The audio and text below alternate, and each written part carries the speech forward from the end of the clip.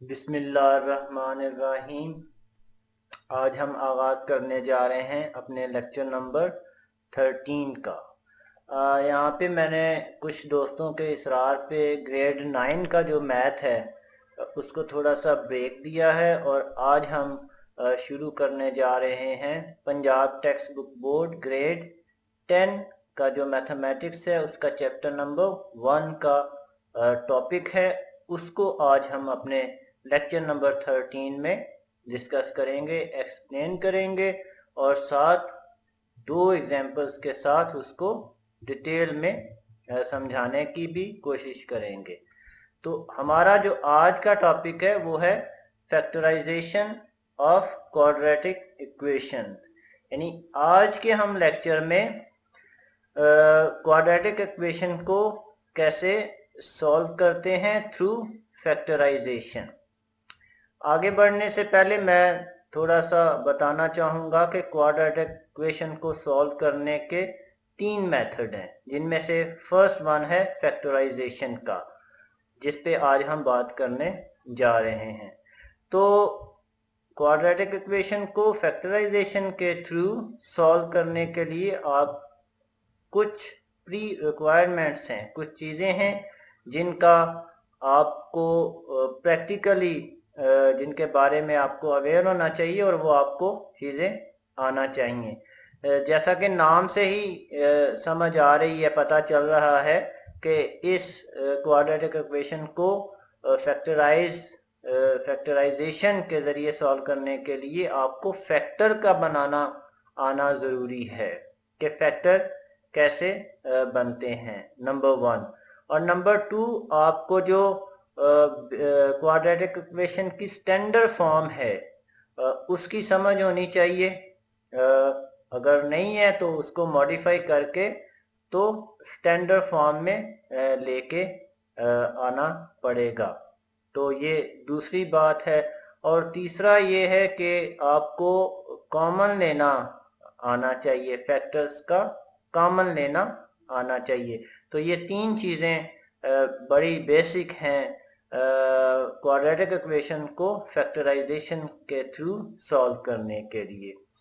मैं कोशिश करूंगा कि मैं इन तीनों चीज़ों को अपने आज के लेक्चर में समझा भी दूं अगर किसी को पहले से नहीं आती। तो चलते हैं हम आज के अपने टॉपिक के तरफ, जो कि है solution of quadratic equation through factorization method. तो हमने यहाँ पे एक क्वाड्रेटिक इक्वेशन ली है। आप में से काफ़ी सारे दोस्तों को पता होगा कि ये स्टैंडर्ड फॉर्म में नहीं है। तो स्टैंडर्ड फॉर्म क्या होती है? स्टैंडर्ड फॉर्म होती है क्वाड्रेटिक इक्वेशन की ax² plus bx and plus c is equal 0। जैसा कि देखें क्वाड्रेटिक इक्वेशन में 17x² जो है वो आपके राइट साइड पे है, तो इनको अरेंजमेंट के साथ होना चाहिए। x² को पहले आना चाहिए, फिर x को आना चाहिए और फिर कांस्टेंट को आना चाहिए। क्योंकि क्वाड्रेटिक इक्वेशन है, क्वाड का मतलब होता है कि 2, तो क्वाड्रेटिक इक्वेशन की जो सबसे बड़ी पावर होती है वो 2 होती है, इसीलिए हम इसको क्वाड्रेटिक इक्वेशन कहते हैं। तो हम इसको पहले स्टैंडर्ड फॉर्म में लिखेंगे, जो कि कुछ इस तरह से होगी। क्योंकि हम 17x² को लेफ्ट साइड पे लेके आए हैं, तो बजाय इसके कि हम उसको लेके आते और वो माइनस में चला जाता तो फिर हमें थोड़ा सा कंफ्यूजन होना था। तो इसलिए मैं वैसे भी स्टूडेंट को सजेस्ट करता हूँ कि क्वाड्रेटिक इक्वेशन में जो x² है, जो सबसे बड़ी पावर वाली है, उसके साथ माइनस को अवॉइड करें। अवॉइड का मतलब ये नहीं है कि उसको बाईपास कर दें, through rule and regulation minus से अवॉइड करें x² को। इसीलिए मैं 17x² को इस साइड पे नहीं लेके आया, बल्कि मैंने क्या किया है, मैं 32x को, ये माइनस था, उसको भी दूसरी साइड पे ले गया हूँ और 4 को भी दूसरी साइड पे ले गया हूँ। इसीलिए जो स्टैंडर्ड फॉर्म अब बन गई है वो 17x², क्योंकि उसको तो मैंने वहीं पे रहने दिया है। और -32x को भी जब राइट साइड पे लेके गया तो वो हो गया प्लस, और जो 4 था जब मैं उसको राइट साइड पे लेके गया तो वो हो गया -4। तो इस तरह से अब ये हमारे पास फैक्टराइजेशन के लिए क्वाड्रेटिक इक्वेशन स्टैंडर्ड फॉर्म में है। ये पहला आप समझें कि स्टेप है फर्स्ट। जब तक आप यहाँ पर नहीं आएंगे, इसको स्टैंडर्ड फॉर्म में नहीं लिखेंगे, तब तक फैक्टराइजेशन पॉसिबल नहीं होगी। ये फर्स्ट माइलस्टोन समझे कि हमने अचीव कर लिया है, हमने क्वाड्रेटिक इक्वेशन को उसकी स्टैंडर्ड फॉर्म में लिख लिया है। अब आ गया सेकंड वाला स्टेप। सेकंड वाले स्टेप में हमने क्या करना है जी, हमने करना है ए को सी के साथ मल्टीप्लाई कर देना है। जैसा कि मल्टीप्लाई किया तो उधर देखें -68 आ गया हमारे पास।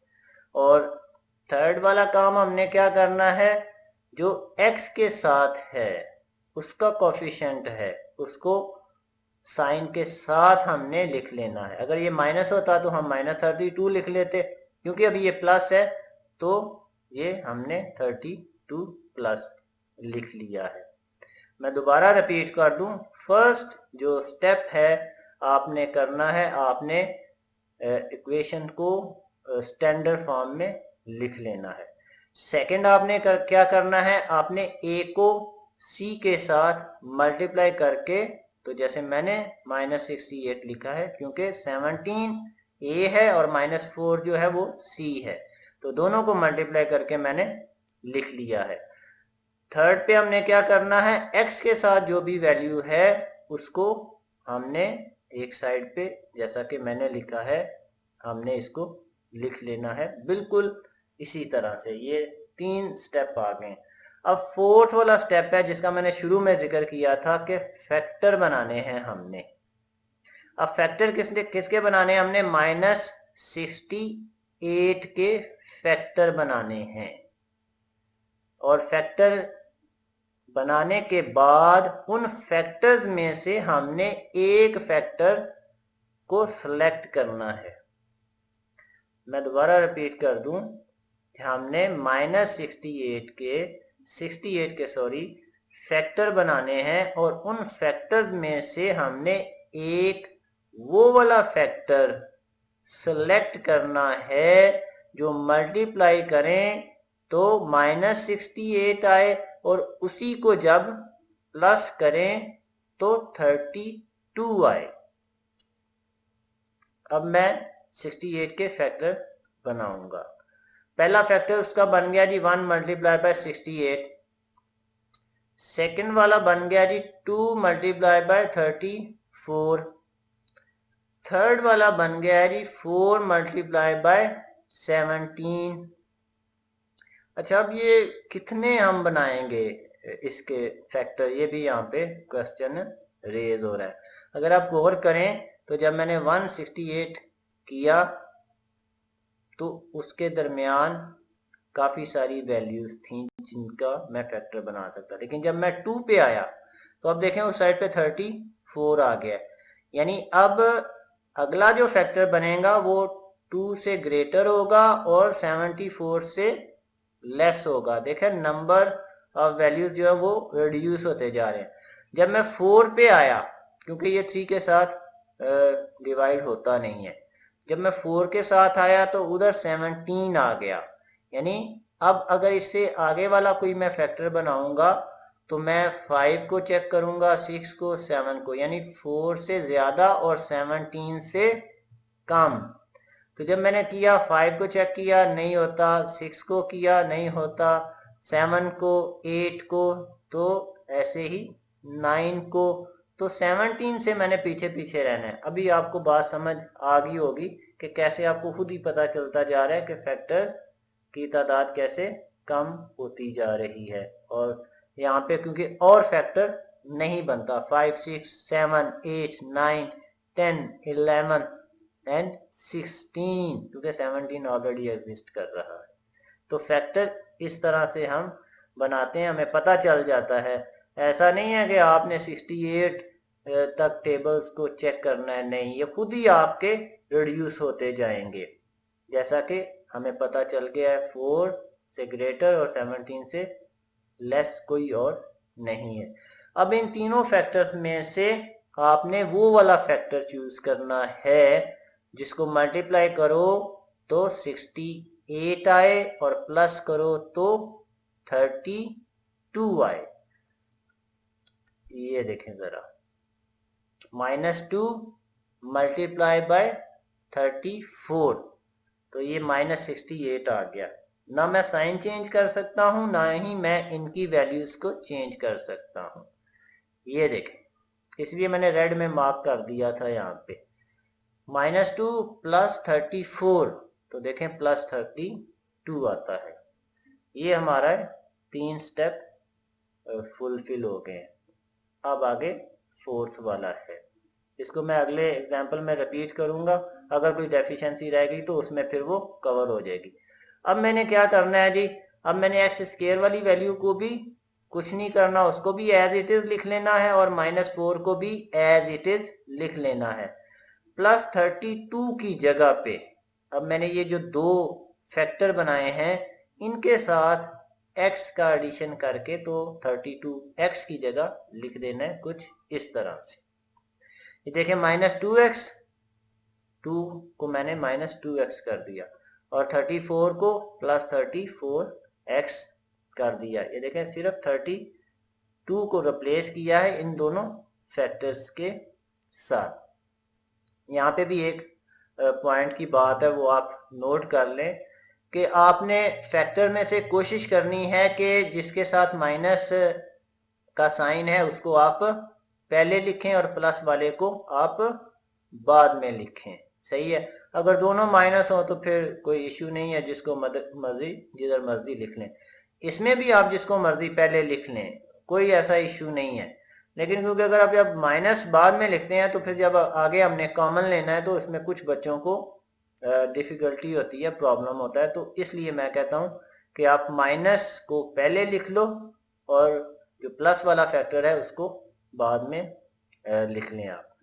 अब हमने क्या करना है कि फर्स्ट 2 वाली यानी 17x² - 2x इनमें से कॉमन लेना है। इनमें से कॉमन हमारे पास आता है x, और जो दूसरे वाली दो वैल्यूज हैं उनमें से क्या कॉमन आ रहा है, उनमें से हमारे पास कॉमन आ रहा है 2, कुछ इस तरह से। ये हमने दोनों पेयर बना लिए हैं पहले से ताकि आपको कॉमन लेने में फिर आसानी हो जाए, जो मैंने आपको पहले एक्सप्लेन कर दिया था। पहले दो में से देखो, x कॉमन आया, x कॉमन आया तो 17x² का x रह गया और 2x का x बाहर कॉमन जो आ गया इसमें, और अगले वाली वैल्यू में 2 कॉमन आया, 14 17 हो गया और 4 2 हो गया।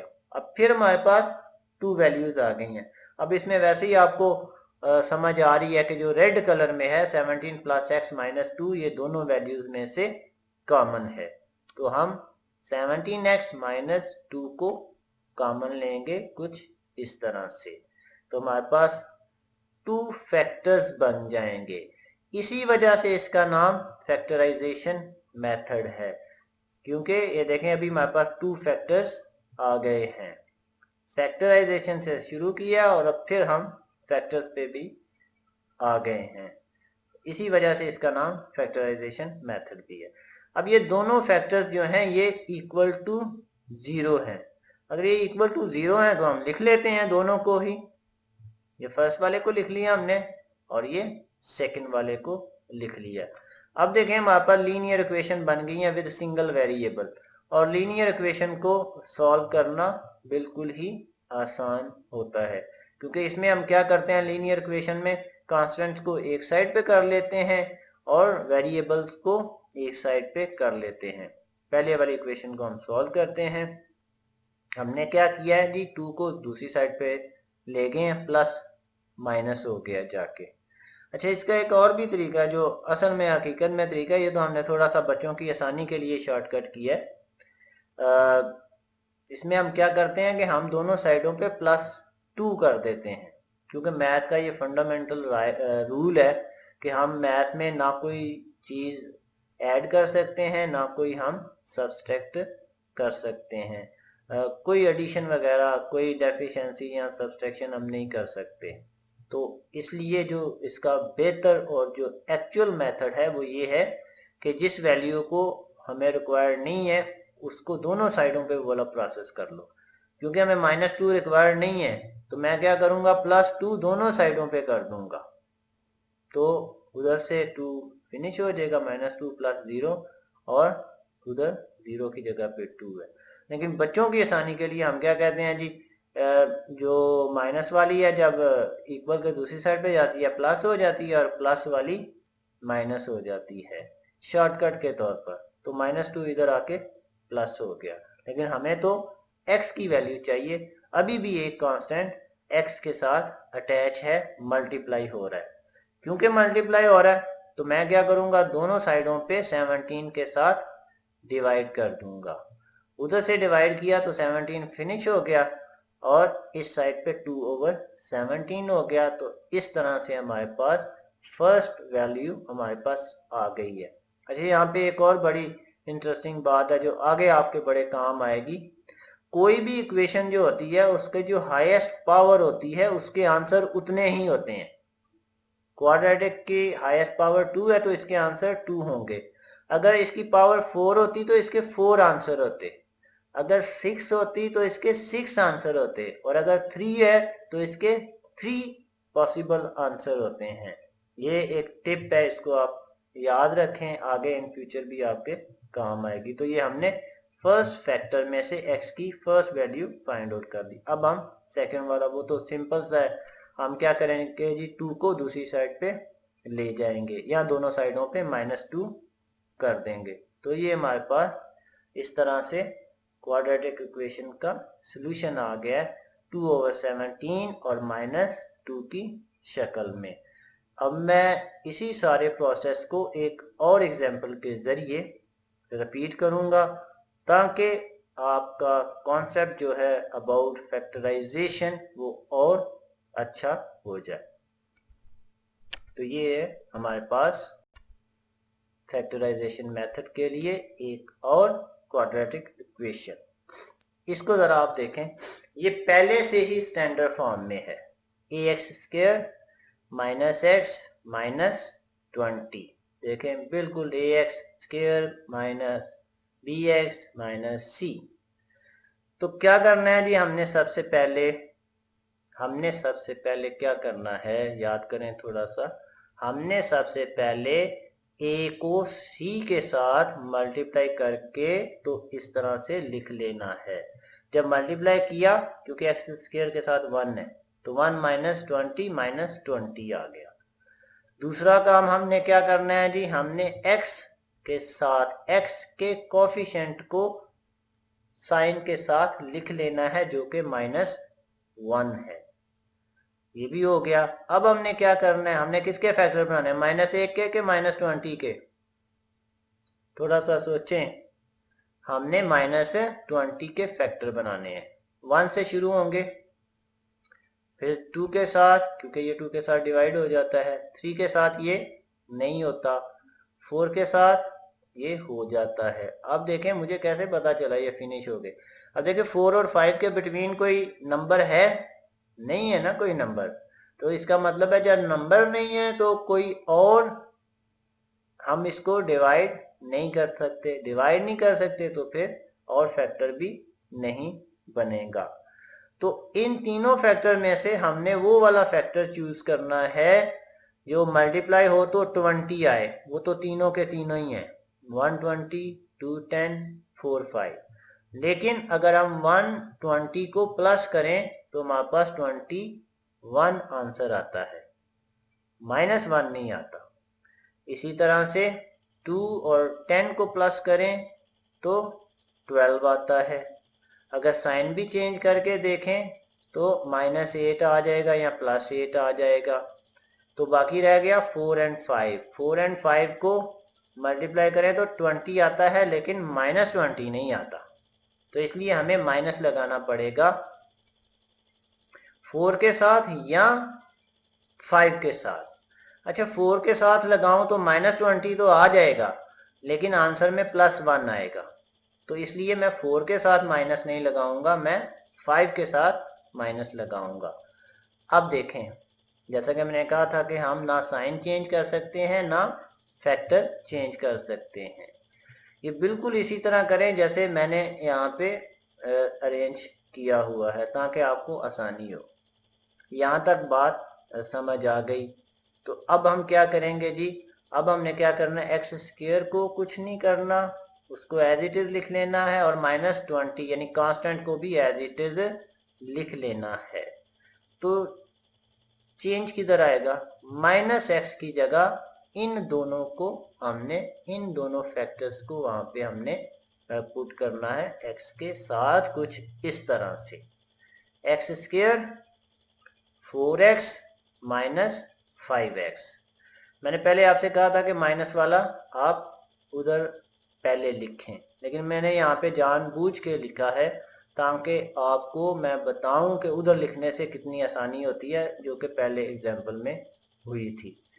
तो क्योंकि अगर कोई बच्चा ऐसे भी लिखता है तो उसको भी तो फिर आना चाहिए ना, तो इसलिए मैंने दोनों टाइप के क्वेश्चन कर दिए हैं कि अगर माइनस पहले लिखते हैं फिर भी आप कर सकें, अगर माइनस आपने बाद में लिख लिया है तो फिर भी आप उसको आसानी से कर लें। तो हम इनके 2 के पेयर बनाएंगे। ज़ाहिर x² +4 है, दोनों ही प्लस थे तो इसलिए वहाँ पे कोई इश्यू नहीं आया। लेकिन यहाँ पे देखें दोनों माइनस थे, ये है असल में बात जिसकी वजह से मैं कहता हूँ कि माइनस को पहले लिखो, क्योंकि अब देखें अंदर दोनों प्लस की वैल्यू होगी, +5x और +20x। क्यों हुई, क्योंकि माइनस देखें ना बाहर आ गया है, माइनस जब अंदर मल्टीप्लाई होगा तो हमारे पास फिर वही आ जाएंगे। अगर मैं यहाँ पे प्लस लिख देता और अंदर फिर मैं उनके माइनस लिख देता, सही है, तो फिर भी बात सही होनी थी, लेकिन मैंने यहीं से माइनस को कॉमन ले लिया और +5 और +20 हो गया है।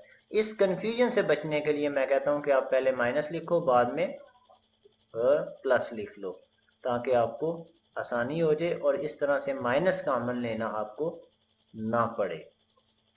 अब हम क्या करेंगे, फर्स्ट 2 में से कॉमन लेंगे, क्या आता है, x कॉमन आता है, और सेकंड वाले 2 में से क्या कॉमन आता है, 5 कॉमन आता है, 5 और उधर रह गया 4, क्योंकि 5x के साथ 5 निकल गया, कॉमन था, 20 में से 5 कॉमन आया तो वहां पे 4 आ गया। अब देखें फिर रेड कलर में साफ नजर आ रहा है कि x + 4 कॉमन होगा। अब ये हमारे पास 2 फैक्टर्स बन गए हैं, तो दोनों के दोनों फैक्टर इज इक्वल टू 0 हैं, तो हम इन दोनों को अलग-अलग से लिख लेंगे। अब ये हमारे पास लीनियर इक्वेशन बन गई हैं, बड़ी सिंपल लीनियर इक्वेशन हैं।